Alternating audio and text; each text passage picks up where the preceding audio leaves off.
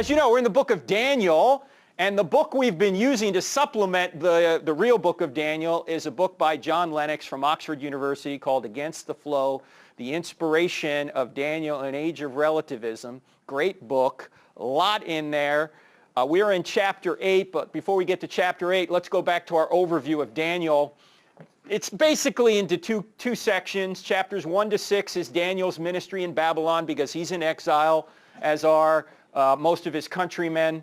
And then chapters 7 to 12 is really about Israel's part in world events. So as we always do, just to kind of give us the big picture of the book, we go through the chapters we've been through before, just 20 seconds on each. We remember from Daniel chapter 1, Daniel refuses to eat the king's food. He doesn't want to defile himself. Maybe this food was offered to idols or something, and he says, I don't want it. And so he wants to remain unstained by the world, which is actually a phrase out of the book of James in the New Testament. How can you remain unstained by the world? In chapter 2, it's the famous dream that Nebuchadnezzar has, the king there, and the dream turns out to be a succession of nations that we've been through before, and we'll see again in chapter 8. In chapter 3, it's the famous Shadrach, Meshach, and Abednego thrown into the fiery furnace because they wouldn't bow down to the image set up by Nebuchadnezzar. And probably the money line in that particular story is after they deny that they're going to go into this thing, they say, Nebuchadnezzar, we're not going to bow down to your image because our God can save us. But even if he does not save us, we're still not going to bow down. In other words, they had one level of faith, which is, yeah, God can save us. And then there's another level of faith which says, even if he doesn't, we're still not going to bow down. Chapter 4 dealt with Nebuchadnezzar again, who again has a dream, and he gets so arrogant just to the point where God humbles him by giving him this strange disease where he actually acts like an animal for 7 years, and then God ultimately restores his reason and he praises God for it. Chapter 5 is the famous writing on the wall, one of the many phrases that we get from the book of Daniel that are common in our culture. This king here, Belshazzar, gets real arrogant, takes the vessels from the temple, and he has a little festival there with them, and they're using these devices, or I should say these utensils, in a way that is unpleasing to the Lord, because they're talking about idols by using these utensils that are really meant in use of worship for Yahweh. And there's a hand that comes out, you know the story, that basically says, you're going to die. The night is October 12th, 539, and that night Cyrus's army comes into Babylon and takes over. So the Babylonian regime is then over. Chapter 6 is, of course, Daniel in the lion's den. You know that story, maybe the most famous in the Bible, where Daniel says, look, I'm not going to stop praying. I'm not going to stop praying, even though the king has ordered me to stop praying. And he obviously survives, and the king is actually happy because the king was set up, right? He was set up by the other administrators in his administration who wanted Daniel out of the way because they wanted to be the top guy. Yet Daniel, as an old man, survives the lion's den. And as we pointed out last time, it's interesting, in chapter 1, Daniel refuses to eat. In chapter 6, the lions refuse to eat. Okay. Then last time we were together, chapter 7 is starting the second half of the book. And it really talks about how the beast will be judged by the Son of Man. Talking about the end times, the beast, the Antichrist. Who's the Son of Man? Jesus. And we're going to see more about this Son of Man business and the Antichrist in the next chapter. But right now we're in chapter 8. The title of this chapter, I'm calling it, Truth Will Be Thrown to the Ground, in chapter 8. And we have to get our chronological bearings set. So let's take a look at what we talked about last time. Here's chapter 1, which occurred about in 605 BC. Nebuchadnezzar dreams of the statue in chapter 2 in about 595 BC. And then Daniel interprets the handwriting on the wall in 539. Daniel gets thrown into the lion's den about 537. But now we're backing up. Last week we were in about 553 BC when Daniel sees the vision of the four beasts. That's chapter 7. This chapter, we're right here in about 551 BC. Daniel sees a vision of a ram and a goat. So if you got your Bible here, go to chapter 8 in Daniel. Now this is going to be a little complicated. This is a hard chapter to get through, particularly in the amount of time we have, because there's so much going on and there's so much historical data that you need to know in order to understand what's going on in the chapter. So bear with me. This is going to be a little bit complicated, but we'll do our best. What happens is Daniel has a dream of some kind, and he dreams he's actually in Susa. Here's Susa. This is modern-day Iran. He's really in Babylon, but he has a dream that he's in this town called Susa. And here's what happens in verse 3. It says, I looked up, and there before me was a ram with 2 horns, standing beside the canal there in Susa, and the horns were long. One of the horns was longer than the other, but grew up later, which is a reference, as you'll see here in a minute, to the Medo-Persian Empire. I watched the ram as he charged toward the west and the north and the south. No animal could stand against him, and none could rescue from his power. He did as he pleased and became great. This ram here, which had 2 horns of different sizes. Now, what does this refer to? If you jump ahead in the chapter, it actually tells you who it refers to. This is one of the visions that are actually interpreted for you. So we're going to jump ahead in the chapter and point out that this ram applies to the Medo-Persian Empire from 539 to 332 BC. When Cyrus took over, and it went all the way to when Alexander the Great destroyed or overran this Medo-Persian Empire. You can see this Medo-Persian Empire took up quite a lot of land in those days, quite a lot of land today as well.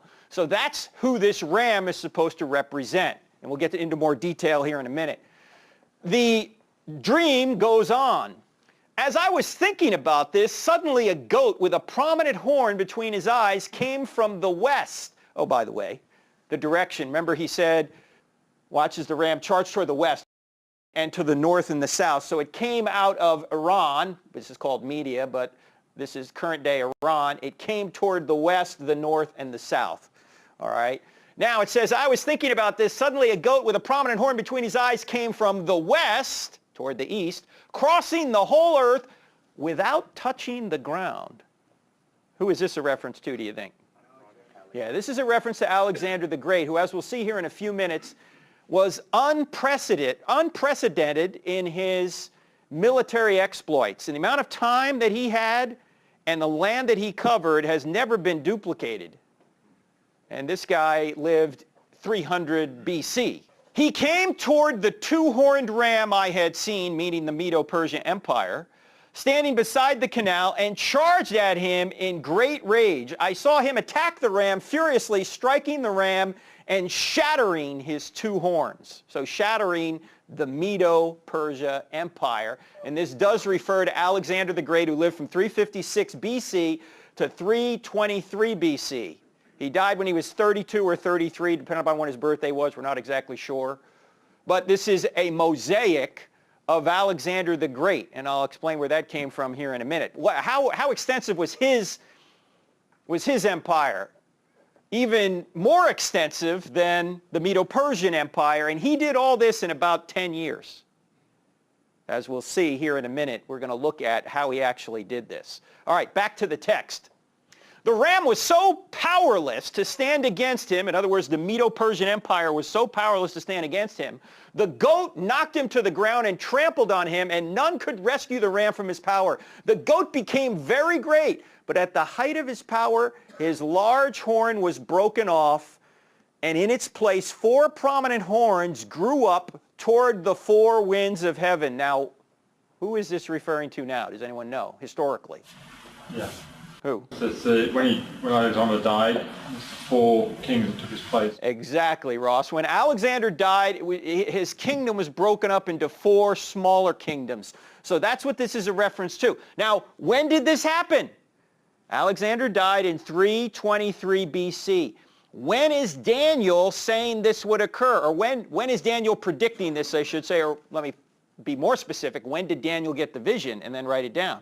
551 BC he gets the vision. So this is 200 years in advance he's having the vision of these historical events. Now, here's a little bit on Alexander the Great. You can read books on this guy if you want, but let's just kind of do a 10,000-foot overview of who this guy really was. Okay, he was educated by the great Aristotle. He was the son of Philip, who was the king of Greece at the time, and he took the throne at 20 after his father was executed by his main bodyguard. There's a lot of theories as to why Philip's bodyguard killed him, but in any event, Alexander took over at 20, and the rest of Greece is going, this guy's 20, what does he know? And they were not going to obey him, but he quickly got an army together and taught them a lesson, and they acquiesced. And he attacked Persia now in 334 BC to defeat Darius III. There's a lot of Dariuses out there.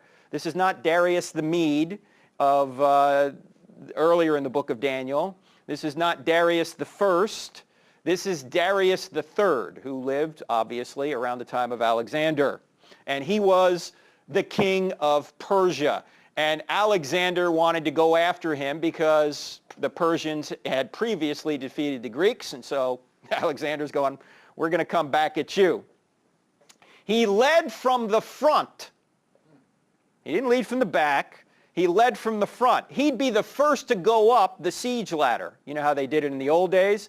You got to take a city, you throw a ladder up, you go over the ladder, and you go right into the enemy, and he'd be the first guy up there. In fact, many times the other guys around him would have to get up there about the same time and shield him from all the arrows coming from the enemy. In fact, according to one source, he took an arrow that snapped his thigh in two at one point. He also took an arrow in the chest. Now, what do you think this did for morale with his men? Oh, yeah, he's not back there going, get him, guys, right? He's going, let's go. So he had intense loyalty from his men, which allowed him to achieve what he achieved in such a short time. In fact, he had, well, let me put it this way. He often treated those that he captured kindly. Sometimes he didn't. But quite frequently, he would treat them very kindly, especially if they cooperated with him. In fact, this mosaic right here, here's the whole mosaic. This mosaic was found on the floor, on one of the floors of one of the buildings in Pompeii. You know about Pompeii, which was covered by Mount Vesuvius in about 79 AD, I think. And so when you go to Pompeii, anyone been to Pompeii? Yeah, it's amazing, isn't it? You go to Pompeii and you just, everything was preserved from the first century, and this was preserved. Here's Alexander over here. Anyone know who that is? That's Darius. That's the guy he's going after. Now, here's what happened to Darius. When Alexander attacked, I think it was probably the first time he attacked, Darius fled so quickly he left his family behind. And Alexander was so kind to Darius's family that Darius's family sided with Alexander. He didn't get him the first time, though, and he went back to get him. We'll get to that later. He shared the plunder and authority with cooperators, and he gave his friends a lot of power. In fact, many of his closest allies or his closest soldiers would call themselves second selves of Alexander. He sacrificed in the temple, according to Josephus. Only Josephus records this. Josephus is the Jewish historian who lived from 37 AD to about 100 AD, and he writes a lot of history about the Jews, and he says that when Alexander came through Jerusalem, the high priest there showed Alexander the book of Daniel, showed him that he's the subject of the book of Daniel in this chapter, and that so he went in and worshipped at the temple. Instead of destroying the Jerusalem, he worshipped at the temple and did not destroy Jerusalem. Now, we don't know if that's really what happened, but that's what Josephus says. I mean, he could be telling the truth. He refused peace with Darius. There's one point where he wants to go back in and get Darius, but an emissary from Darius comes to him, I think it's in Babylon, and basically says, look, you guys stay on your side of the river, we'll stay on our side of the river, let's just have peace. And one of Alexander's generals, his name here, I have it written down, is Parmenio, he said this to Alexander after this offer of peace came from Darius. Parmenio says this, if I were Alexander, I would accept these terms. Alexander replied, and so indeed would I, were I Parmenio. He began to lose morale, however, with his men because he began to attack India. Now, what do you think an army might run into if it began to attack India? A lot of people. Well, probably a lot of people, but elephants. Elephants. He ran into war elephants. He ran into pythons 30 feet long. He ran into marshes and disease. And so his men are going, what are we doing down here? He kind of lost a little bit of morale there trying to take over India. By the time he was done, he was undefeated in battle, and cities were named after him, and his tactics are still taught today. Here's what he did, basically. If you want to see the map, this is how we think he went. Of course, he's starting up here in Greece, called Macedonia, and he makes sure everybody follows him, how he's having a very decisive battle here. And obviously the numbers go opposite because we're in BC now. So here he is in 334, 333. He comes down here toward Jerusalem because he wants to, on his way, go to Egypt. So he goes into Egypt. What town is this?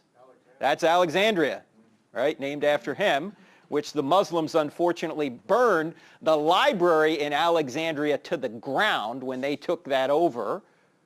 Tragically, they did that. Otherwise, we'd probably have many more manuscripts and much more data about the Bible, even though it's voluminous now. So he comes out of Egypt. Then he heads up this way. Now he's in what would be considered Iraq now. He hits Babylon, the greatest city in the world at the time. Well, it had really degraded by this point.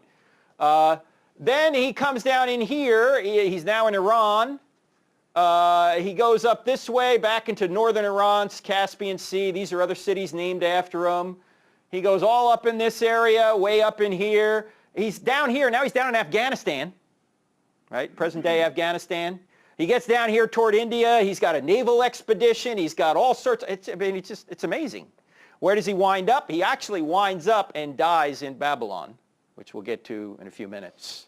What did Alexander do you think, that allowed the Bible to be disseminated much more quickly? If there was no Alexander, what wouldn't we have? The Septuagint. The Septuagint is one thing. The Septuagint is the Greek translation of the Old Testament, which Alexander allegedly had something to do with, or people who followed him did, that they were going to translate the Hebrew Old Testament into what? Greek. Now, why transmit it into Greek? Because as Alexander is heading all over much of the ancient world at the time, he's spreading the language of Koine Greek. And so what happened was, even in Israel, some of the Jews could no longer read or understand Hebrew because they're all speaking Greek, or Aramaic, a form of it, a form of Hebrew. Actually, it predated Hebrew. In fact, much of the book of Daniel is written in Aramaic. Some of it's in Aramaic, some of it's in Hebrew. Anyway, he spreads all of this Greek language and Greek culture. This is technically called Hellenization. So there's a universal language, and then the Romans come along, and what do the Romans do that allows the gospel then to spread? You got the language from the Greeks. What do you get from the Romans? Roads. That's right. You get the roads from the Romans. So this is called, in the fullness of time, God brought his Messiah to a place where you had a virtually universal language in the Roman road system. So through people then, the word could get out, and it did. Alexander, of course, had coins of himself. This is a coin of Alexander wearing a lion's scalp. Now we're going to come back to Alexander in a minute. Now we got to go back to the text of Daniel and see what the interpretation of all this is, because it's given to us. And this is Daniel chapter 8, verse 19, what happens here is Gabriel, an angel, comes to Daniel, who's sound asleep, and he somehow stands Daniel up and he says, let me tell you what this is all about. And here's what Gabriel says to him. I'm going to tell you what will happen later in the time of wrath, because the vision concerns the appointed time of the end. And then he explains the ram and the goat. Here's what he says. The two-horned ram that you saw represents the kings of Media and Persia. The shaggy goat is the king of Greece, and the large horn between his eyes is the first king. Who's the first king? Alexander the Great, the first king. The four horns that replace the one that was broken off represent the four kingdoms that will emerge from his nation, but will not have the same power. So again, this is 551 BC, saying this is going to happen later. And it's a little over 200 years later when it does happen. Now, more about Alexander. He dies in Babylon in 332 BC, probably of alcoholism, because he'd take a place over and he'd just drink wildly. Now, there are other theories. Maybe this was coupled with malaria or some other disease, but most are saying now, at least some are saying now, no, he just drunk himself to death. In fact, when you think about this, if this is true, Alexander, after conquering and controlling the world, couldn't conquer and control himself. Isn't that true of us? I mean, we can do some great things from a human perspective, build these great companies, have these great accomplishments, and who's our worst enemy? Quite frequently, it's ourselves, isn't it? Or ourselves. When asked to whom he left his kingdom on his deathbed, he replied, to the strongest. He didn't say give it to this guy or that guy. He just said to the strongest. So there was going to be a fight. And there was. 4 of his generals fought over his kingdom. It was ultimately divided into 4 parts. From one of those kingdoms, the 4 kingdoms, Seleucus, who was the first leader, came a Hellenizing Syrian leader who would commit the abomination of desolation in 167 BC. Who is this guy? Stand by. Back to the first part of the chapter, chapter 9. We've got to keep jumping back and forth so we can make sense of this as we try and explain what's going on. The initial vision said, out of one of them came another horn. Out of one of what? Out of one of the 4 horns came another horn, which started small but grew great in power to the south and to the east and toward the beautiful land. What do you think the beautiful land represents? That's Israel. That's right. That's the Holy Land. It grew in power to the south and to the east. And it grew until it reached the host of the heavens. And it threw some of the starry host down to the earth and trampled on them. So this leader, whoever he is pretty grandiose. It, the horn, set itself up to be as great as the prince of the host. This is supposed to be a reference ultimately to Christ. This guy thinks he's God.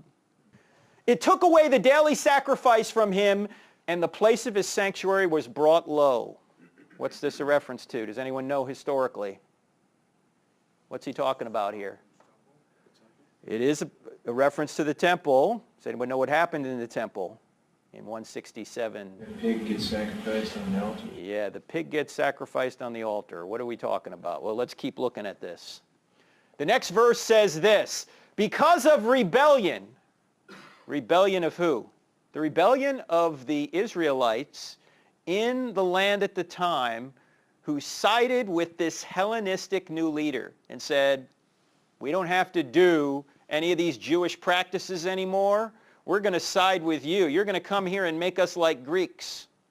So we're going to rebel against the law of Moses and hitch our wagon to what you're doing. So because of the rebellion, the host of the saints and the daily sacrifice were given over to it, meaning the horn. The horn prospered in everything it did, and truth was thrown to the ground. Truth was thrown to the ground. What's the most important thing in the world? Truth. Satan is a liar, the father of lies, and the easiest way to deceive people is to lie to them. In fact, Andy Andrews, who you may know, those who are in ACN know about Andy Andrews, who was just here yesterday. He wrote a book a few years ago called How to Kill 11 Million People. Yeah. How do you kill 11 million people? How do you do it? You lie to them. It's really about the Holocaust. You think it, how could the Nazis gather up all these people virtually voluntarily? They went as sheep to the slaughter. Just get on these trains and then, go to this concentration camp and then come into these showers, and it's all a lie, right? It's one lie after another lie, and before they recognized it, it was too late. Now you can see there's something going on here with the temple. Well, we're about to see what this is.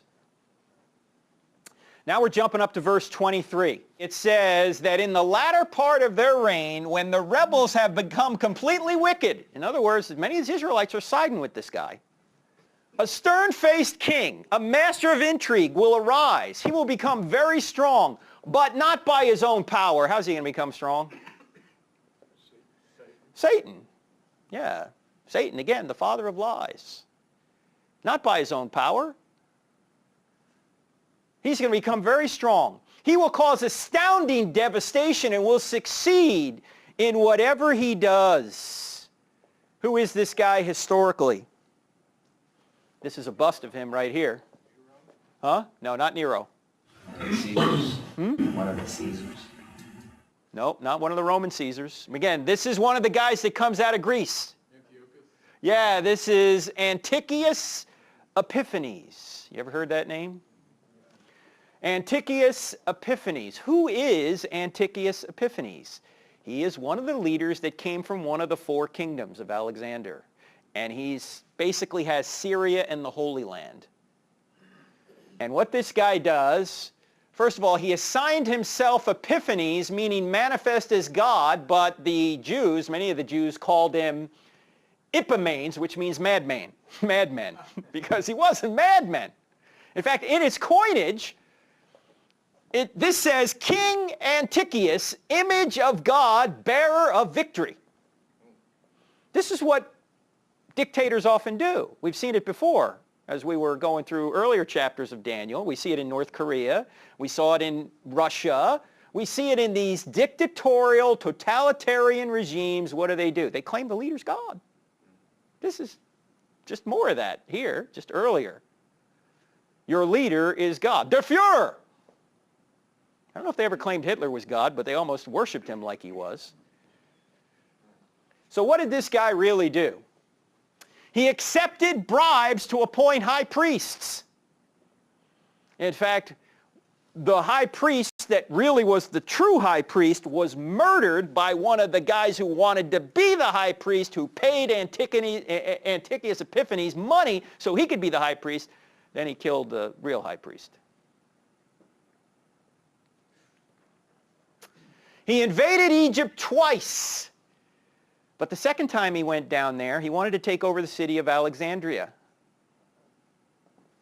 And the Romans, it wasn't the Roman Empire at the point, it didn't have Caesars yet, but they still had a lot of influence.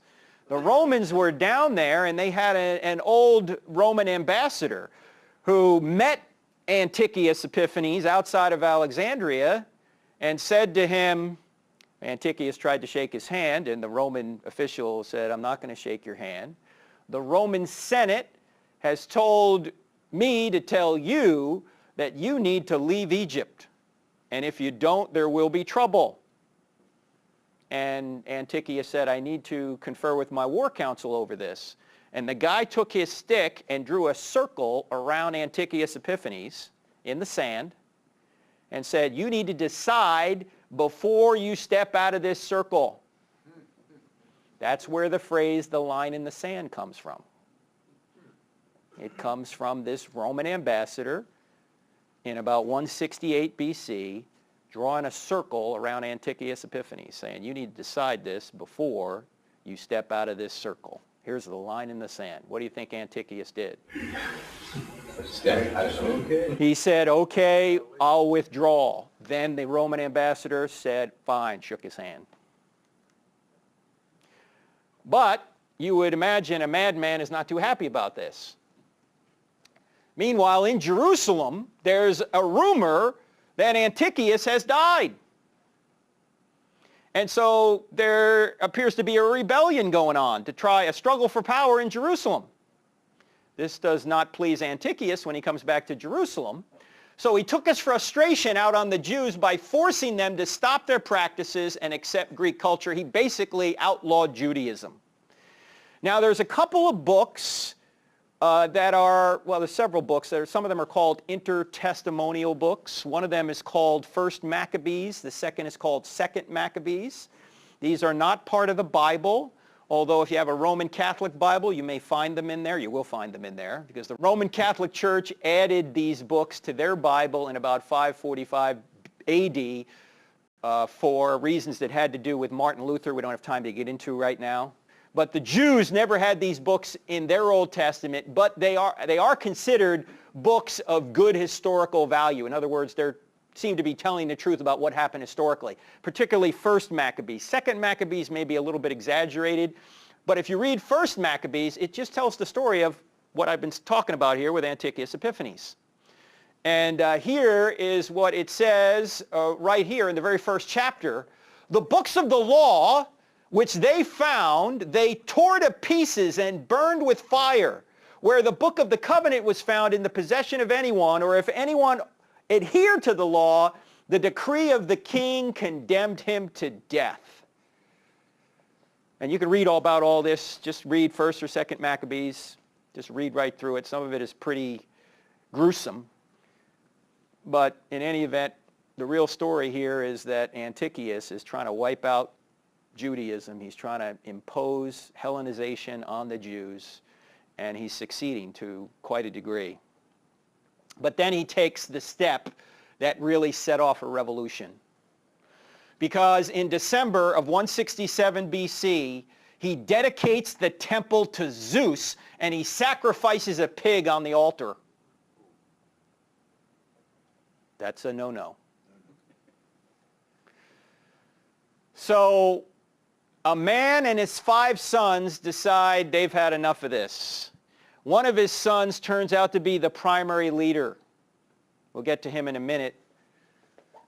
But one more thing, Antiochus tortured and murdered Jews who resisted. In fact, if you read 2 Maccabees chapter 7, or is it chapter 5? One of the two. You'll read a story about a woman with her 7 sons who are repeatedly tortured and killed before her eyes by Antiochus or his henchmen. They all just try and, or the Antiochus and his henchmen try and get these Jews to renounce Judaism, to eat pig flesh, and to become Greeks. And each one of them in succession says no. And even the mother, when she's down to her final son, the son says, why shouldn't I just recant and then we can live happily ever after? The mother talks him out of it and says, no, you live for the law of Moses. They can't take your life anyway. You're going to be resurrected, and we'll see you in heaven, that kind of thing. You can read the whole thing. Who knows if it's embellished, but this is the kind of thing that was going on. Now, back to the text of Daniel, verse 24 of chapter 8. This guy will destroy the mighty men and the holy people. He will cause deceit to prosper, and he will consider himself superior. Again, a reference to him claiming to be God. When they feel secure, he will destroy many and take his stand against the Prince of Princes, God.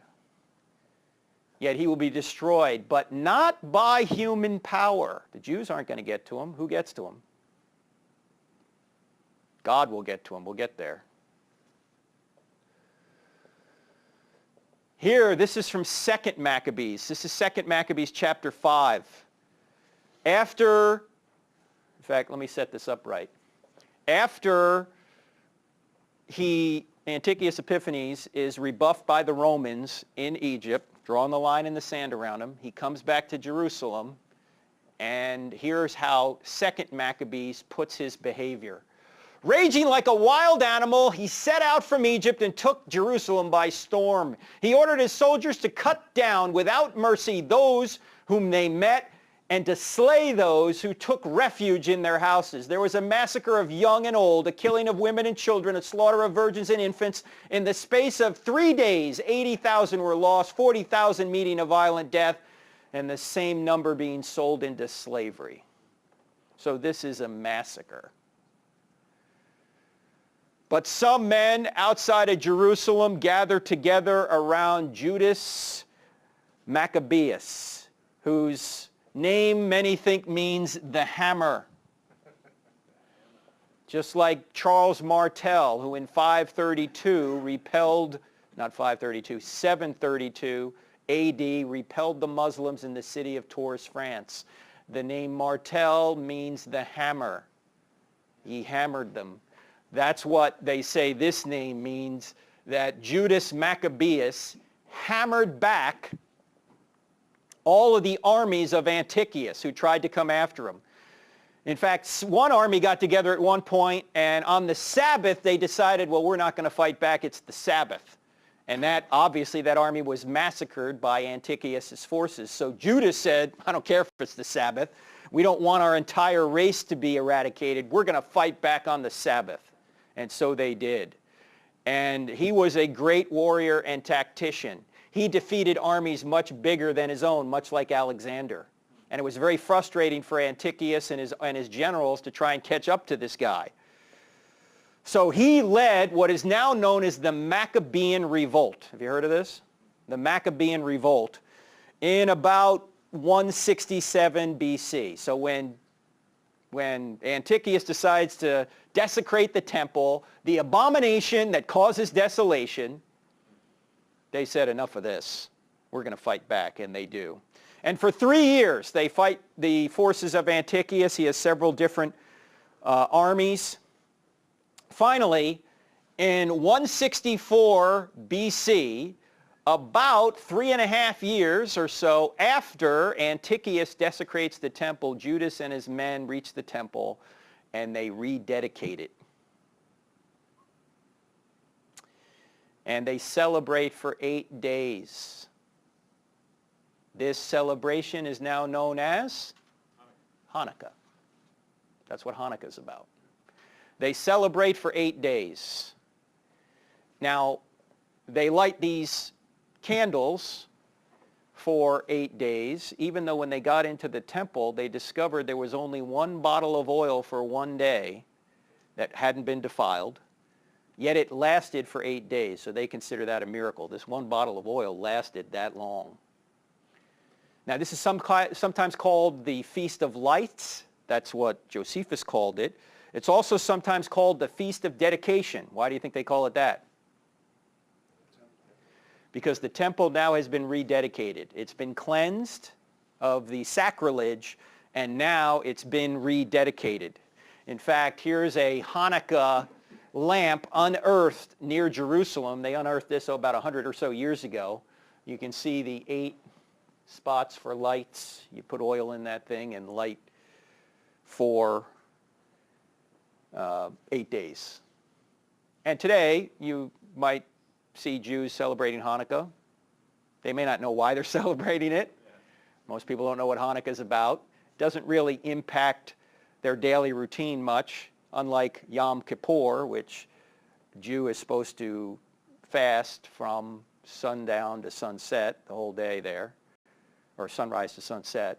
They're trying to atone for their sins.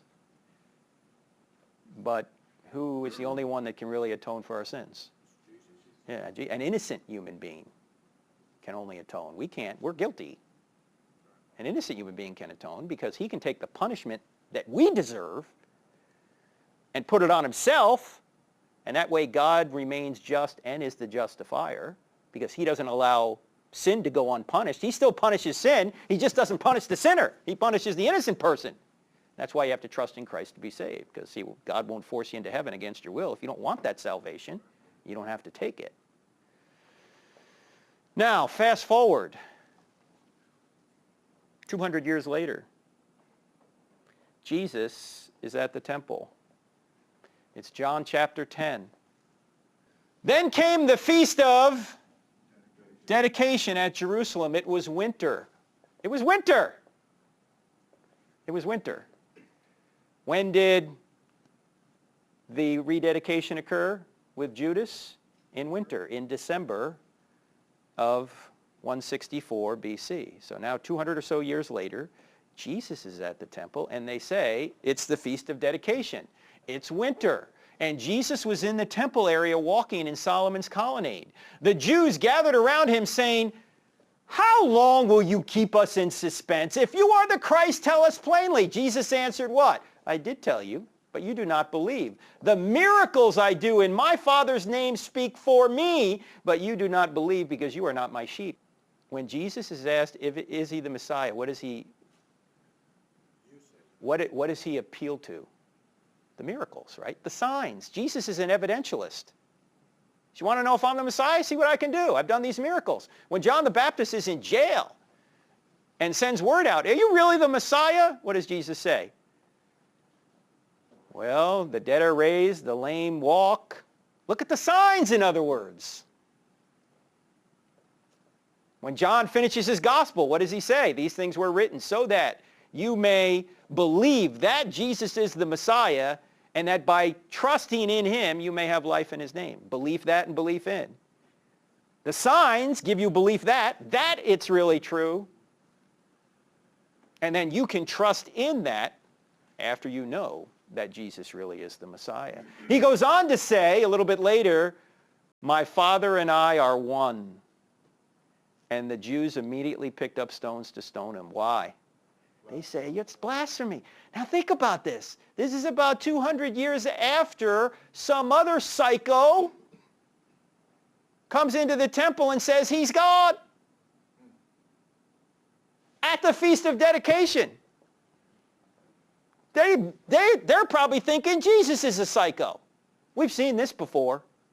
In fact, we're here celebrating the rededication of the temple by some guy who thought he was God. We kicked him out. We rededicated the temple. And now you're coming in here. You're saying you're God? Here we go again. Well, did they not see his miracles? Well, they did see the miracles, but they did not believe. What did Caiaphas say after Jesus raised Lazarus from the dead? "Oh, great, this guy's the Messiah." No, he didn't say that. What did he say? What did he say? "It's better that one innocent man die than all of Israel go down." They didn't believe because they didn't want to believe. They had their own agenda. Pride. Yeah, it's pride. And that's our biggest problem. The biggest problem isn't, well, we don't know the truth. The biggest problem is we don't want the truth. We're throwing truth to the ground. That's the problem. By the way, a lot of people will quote the next verse after this. I don't have it up here, but after Jesus says, "You are not my sheep," he goes on to say, "My sheep hear my voice." You know, there's a lot of Christians who will quote that and saying, "Well, that's Jesus talking to me." That's not what this is talking about.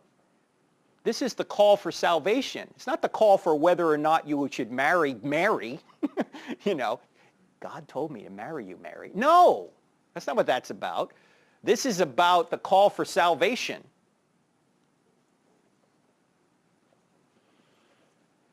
So you could see why the Jews were maybe on edge a little bit when Jesus shows up right at the Feast of Dedication. Now, you might ask the question, well, when will this occur? Remember, this is happening to Daniel in 551, so he's got to have some sense of when it's going to occur. Well, not exactly, but here's what the text says. If you go back to verse 13, "Then I heard a holy one speaking, and another holy one said to him, 'How long will it take for the vision to be fulfilled?'" The vision concerning the daily sacrifice and the rebellion that causes desolation and the surrender of the sanctuary and of the host that will be trampled underfoot. He said to me, "It will take 2,300 evenings and mornings. Then the sanctuary will be reconsecrated," or rededicated. Now, here's where scholars dispute how long this is, but it seems that the best explanation is this 2,300 evenings corresponds to a little over 6 years. 6 years from when? From when that high priest was murdered by the other high priest who had bribed Antiochus for the position. About 6 years after that was when Judas Maccabeus cleansed the temple. about 2,300 days later. As you know, when it comes to prophecy, there's normally a short-term fulfillment and a long-term fulfillment. Is there another Antiochus Epiphanes coming? Stand by before we get there. What happened to Antiochus? He died of some kind of painful disease in Iran, in Persia, in 164 BC. So right about the time the Jews take back the place, it may have been 164, 163, we're not exactly sure. About the time the Jews take back the place, he dies of some kind of awful, painful disease. Trichinosis. Huh? Trichinosis. Trichinosis, maybe. I don't know. Yeah. He ate too much bacon. That'll teach him. I don't know what killed him, but there's a lot of different theories. In any event, then there was a son that followed him. But what came out of the Judas Maccabean movement was the Jews pretty much took control of the area until the Romans showed up about a little over 100 years later. So the Jews reestablished themselves in the area. And the Pharisees actually derive from this group, the Judas Maccabeans. The Hasmoneans, I think they're called. Let's go back to the money line here. Because of the rebellion, the host of the saints and the daily sacrifice were given over to it. The little horn, Antiochus, prospered in everything he did, and truth was thrown to the ground. Are we going to have another one of these guys show up? Absolutely. In fact, we gave the fuller quote last week, but remember we went into 2 Thessalonians last week to see in plain language what's going to happen? And you remember a short section of that? 2 Thessalonians 2:9 says, the coming of the lawless one will be in accordance with the work of Satan, displayed in all kinds of counterfeit miracles and signs and wonders, and in every sort of evil that deceives those who are perishing. Why do they perish? Because they refuse to love the truth and so be saved. The truth is the casualty. When the truth is the casualty, people will die. Look, you're either going to be governed by the truth or by power. You notice, by the way, in our culture today that truth doesn't matter anymore for men. It's just power. How can we impose power on you? How can the religion of sex impose power on the traditional religions? They make laws like the one we see here coming in Charlotte. They impose, it doesn't matter what the truth is. They're not interested in the truth. Well, people are embracing it. Well, They're embracing yeah. They're embracing power to get their way. They're not interested in reason. They're not interested in what the real truth is or what the right thing to do is. They're interested in raw power, and that's what happens in totalitarian regimes. Power takes over. The truth ultimately is sacrificed for the dictator or by the dictator. Now remember, we talked about the 5 greatest questions in life. What's our origin? Who are we? What's the meaning of life? How should we live then? What's our ultimate destiny? Most commentators and scholars look at this and say, well, there's another Antiochus coming. He's called the Antichrist. You know, in Scripture, there's always a short-term fulfillment and a long-term fulfillment. For example, Isaiah writes in Isaiah chapter 7, this baby will be born of a virgin. Well, that applies to Isaiah's wife in chapter 8, but it's also a further fulfillment or a further prediction for Jesus, because Matthew then applies that to Jesus. And we see this kind of short-term, long-term thing happen over and over again in Scripture. And that seems to be what's going on here. Yes, there is a short-term fulfillment in Antiochus, but there will be an end times Antiochus type, an Antichrist, that will do this same kind of thing. Now, what do you think modern scholars think about Daniel chapter 8? What do they think about it? Or the whole book of Daniel, for that matter. Remember, allegedly, Daniel is writing in the 500s BC about things that would come to fruition in the 100s BC, much of it. So it's just misdated? Or? Yeah, it's misdated. That Daniel really didn't write this. This was written in 165 or 164 or something like, or 160. You're going to hear that over and over again. This is bunk, man. This is history. This isn't prophecy. That's what you're going to hear. Now, I'd just like to give you a number of reasons why that doesn't appear to be the case. In other words, what evidence do we have that Daniel was written early? What do you think the primary evidence we have is, or the primary thing that makes it possible for prophecies to really exist? God, right?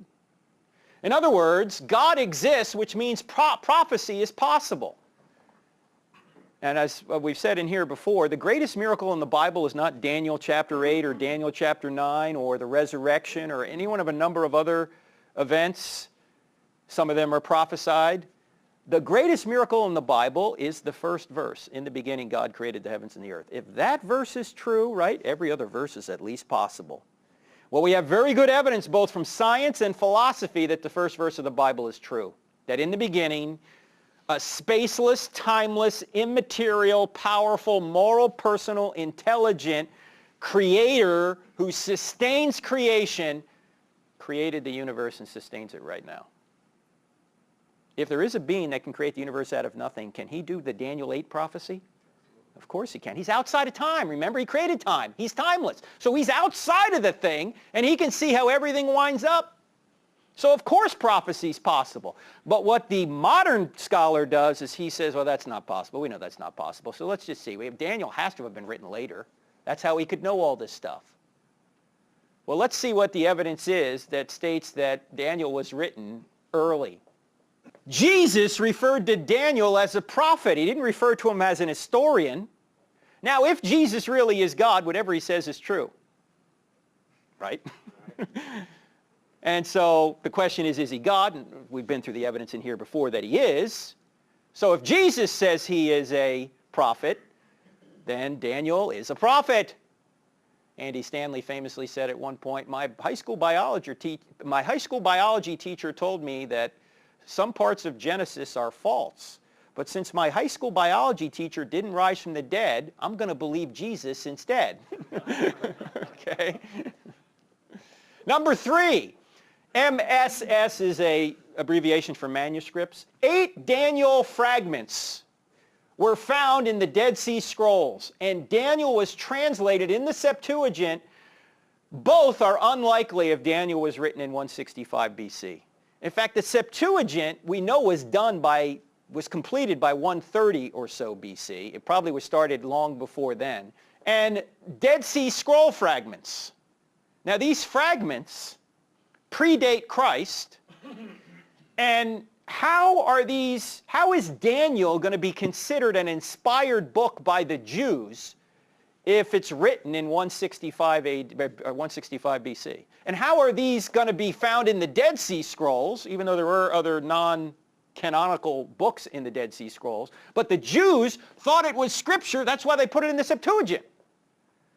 So why would they think Daniel was a prophet if he's writing, or the book is written in, say, 165 or 160 BC? Doesn't make sense. This isn't a knockout, drag-out, or a knockdown argument, but it just seems unlikely, right, that this would be the case.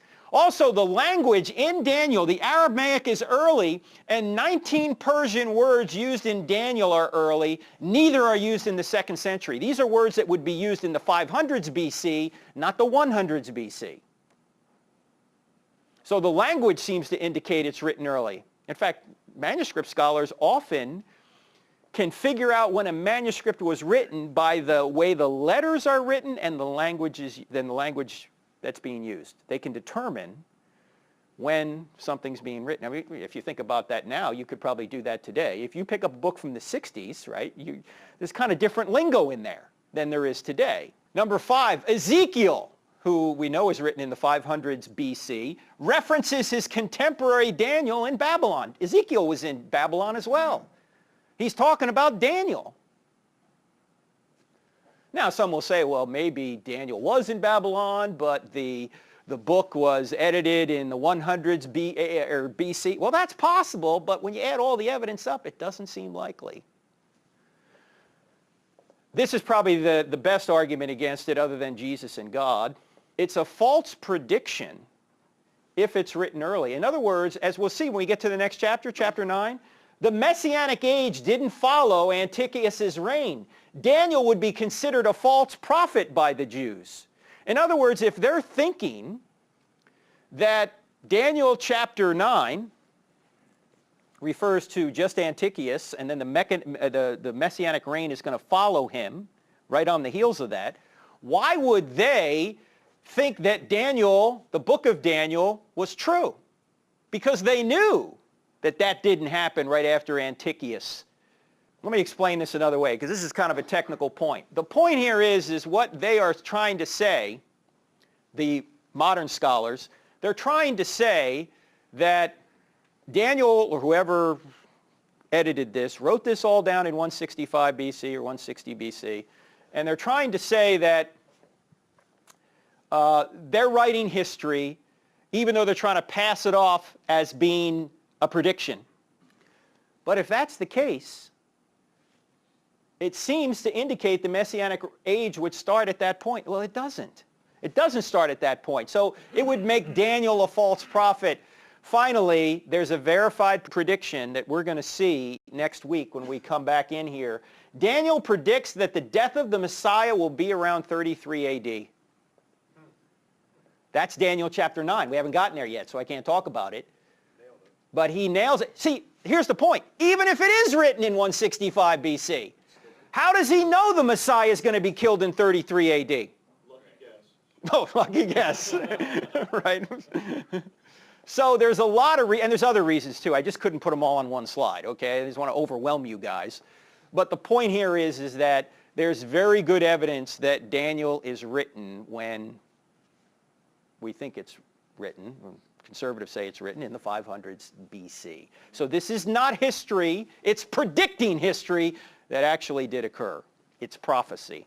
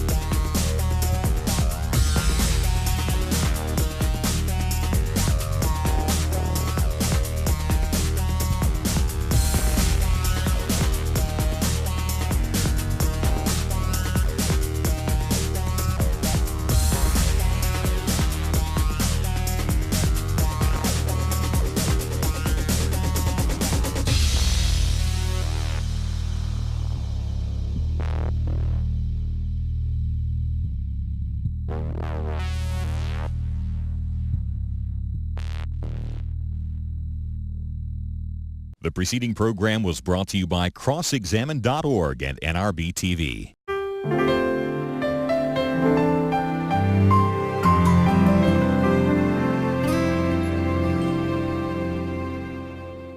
Our disabled veterans pledge